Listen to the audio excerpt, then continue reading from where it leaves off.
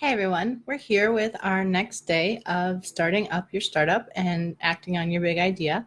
And today we're going to talk about creating an MVP. And for those of you who don't know, an MVP is a minimum viable product that you create to get your idea out in the world quickly and see if it's effective. And now, when most people think about an MVP, they think, okay, I'll take my feature list that I wanted my developer to create and I'll shorten it. And that might seem like a really good idea and a good way to define your MVP.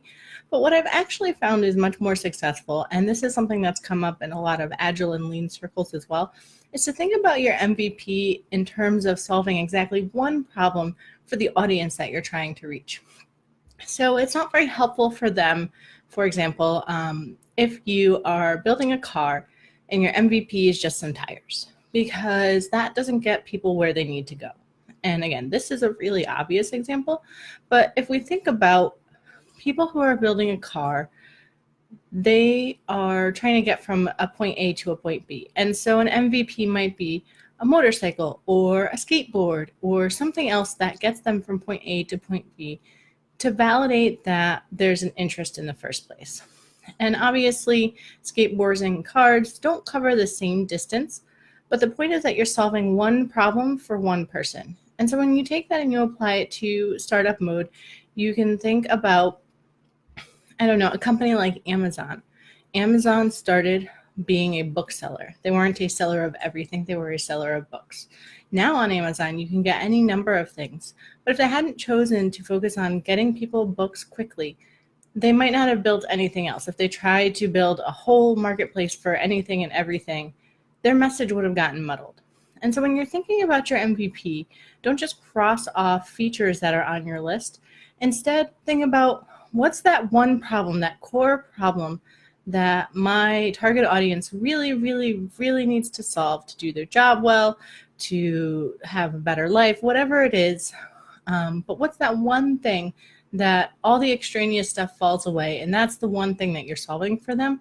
That's your MVP. And it might end up a little bit bigger than what you were anticipating, and it might end up with some things that either aren't scalable or that might need to be reworked later on.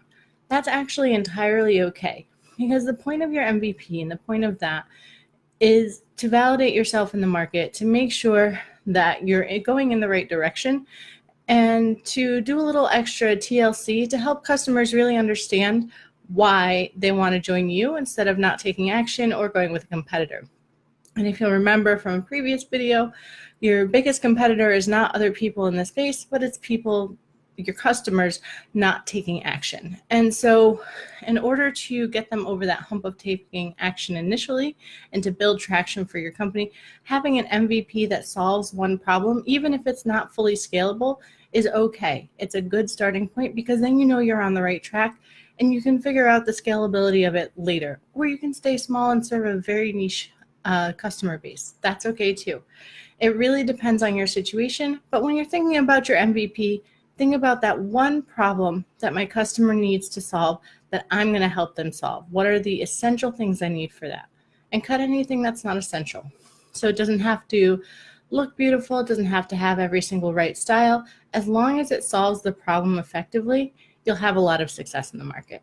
So that's my tip for you today.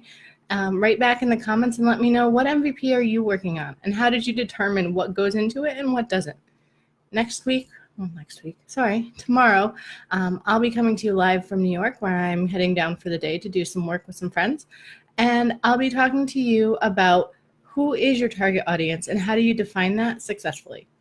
Look forward to talking to you then. This is 30 Days of Starting Up.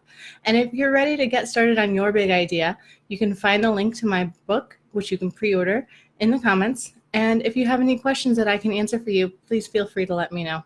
Thanks. Talk to you soon. Bye.